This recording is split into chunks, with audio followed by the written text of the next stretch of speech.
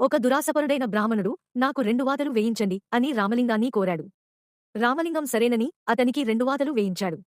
ఆ బ్రాహ్మణుడు రాయలవారి దగ్గరకు వెళ్లి అందరి మాదిరే ఒక బంగారు మామిడి పండే పొందాడు. కాని అతను 2 వాతలు వేయించుకున్నానని 2 పళ్ళు ఇవ్వాలని ఆశించాడు. రాయలవారి ముందు ఉత్తరీయం తీసి నాకు 2 వాతలు వేయించారు అని 2 గుర్తులు చూపించాడు. రాయలవారు ఈ 2 వాతలు ఏమిటి అని అడిగారు. బ్రాహ్మణుడు చిత్తం, రామలింగం దయవల్ల నా కోరిక మేరకు 2 వాతలు వేయించారు. 2 పళ్ళు ఇవ్వమన్నారు అని చెప్పాడు. రాయలవారికి ఒకేసారి నవ్వు, కోపం కూడా వచ్చాయి.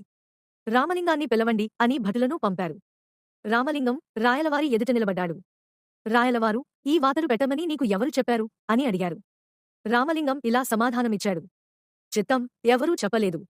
నా తల్లి కూడా ఇటీవలే మరణించారు. ఆమె పక్షవాతంతో బాధపడుతూ చనిపోయే ముందు నాయనా నాకు వాతలైనా వేయించు. ఈ బాధ తగ్గుతుంది అని కోరారు. నేను ఇనుప కడ్డీలు తెచ్చేలోపు ఆమె చనిపోయారు.